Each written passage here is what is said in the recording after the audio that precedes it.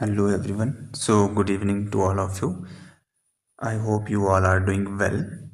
आज हम करेंगे इकोनॉमिक्स के कुछ MCQs हैं, उनको करेंगे हम। और ये बेसिकली किसके लिए इम्पोर्टेंट है, जो MA इकोनॉमिक्स का एंट्रेंस दे रहे हैं HPU या किसी और यूनिवर्सिटी का, उसमें हो सकता है कुछ क्वेश्चन आ जाए।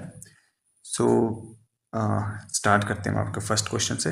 वन मोर थिंग, यहाँ पर कुछ क्वेश्चन को टिक मार्क किए हुए हैं, कुछ के क्वेश्चन सही हैं, कुछ के क्वेश्चन जो आंसर है, कुछ के आंसर्स वो गलत है। ठीक है, तो हम वन बाय वन देखेंगे। फर्स्ट क्वेश्चन है हमारा, law of demand does not operate in which of the following type of goods. जो मांग का नियम है वो इनमें से किस वस्तुओं पर लागू नहीं होता है। पहली हमारी नॉर्मल गुड्स, दूसरी है गिफन गुड्स, तीसरी है बेबलियन गुड्स। ठीक है, सो नॉर्मल गुड्स के केस में तो as you know law of demand applicable होता है, तो नहीं होता है। वो किसके केस में नहीं होता है? एक तो गिफन गुड्स, ठीक है, और दूसरा बेबलियन गुड्स के केस में लॉ ऑफ डिमांड एप्लीकेबल नहीं होता है। So option D will be the correct, जिसमें both B and C. Next question है हमारे पास second, if the two inputs are good substitute the shape of isoquant would be. अगर दो जो फैक्टर्स ऑफ प्रोडक्शन है, उत्पादन के साधन है, अगर वो पूर्णतया या एक दूसरे के अच्छे प्रतिस्थापक है, तो सम उत्पाद वक्र का जो शेप होगा, आकार होगा, वो किस तरह का होगा। सो इस क्वेश्चन का राइट आंसर है हमारे पास सी, it is straight line.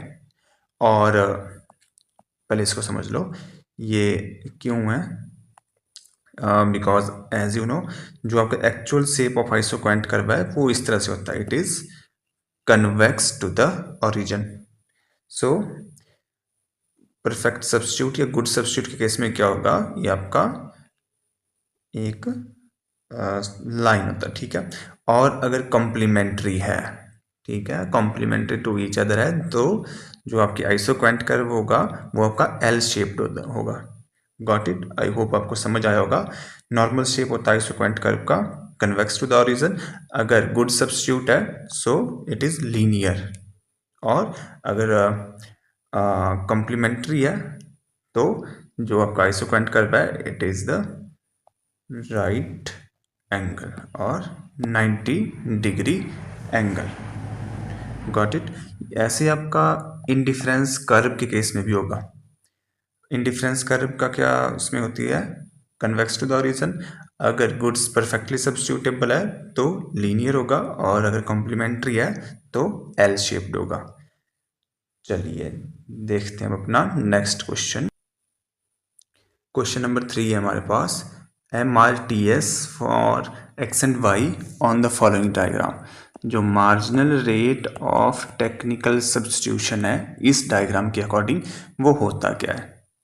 So basically marginal rate of technical substitution use किया जाता है आपका आइसोक्वेंट कर्व की जो स्लोप होती है उसे हम बोलते हैं आपका MRTS।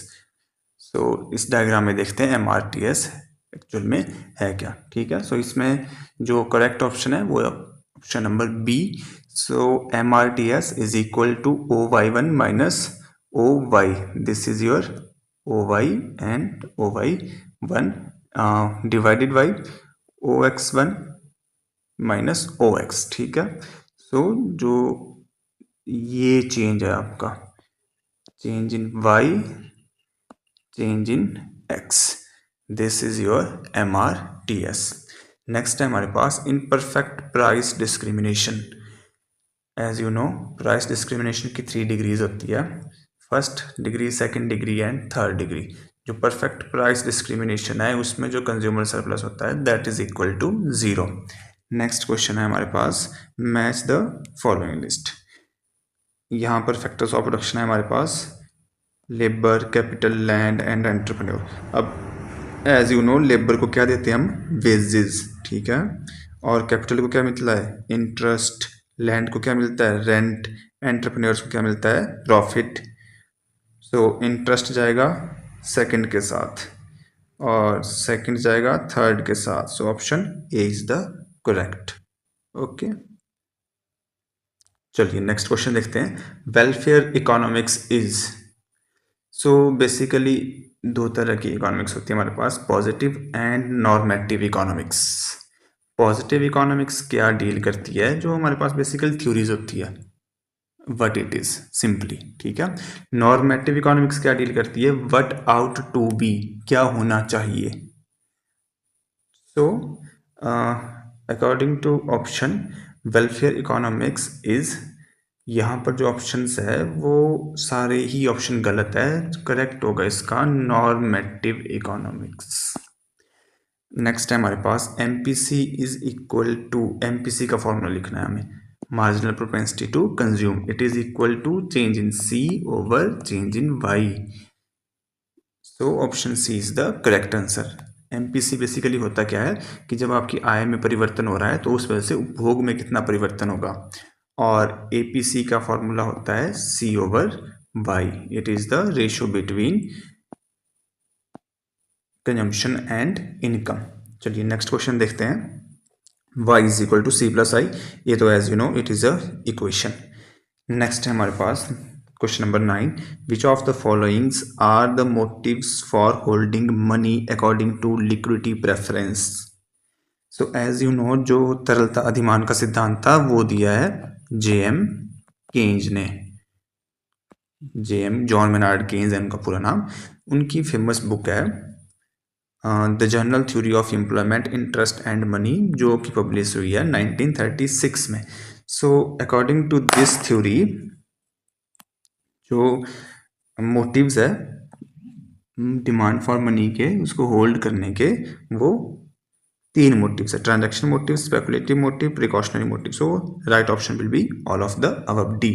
ट्रांजैक्शन मोटिव जो डे बाई डे ट्रांजैक्शन को फुलफिल करते हैं, स्पेकुलेटिव मोटिव जो जैसे हम शेयर में पैसा लगा रहे हैं, ठीक है, बॉन्ड्स में पैसा लगा रहे हैं, वो होते हैं हमारे पास speculative motives. Precautionary motive as you know Keynes ने बोला था हमारा फ्यूचर अनसर्टेन होता है, फ्यूचर में कुछ भी हो सकता है, बीमार हो सकते हैं, कुछ भी हो सकता है।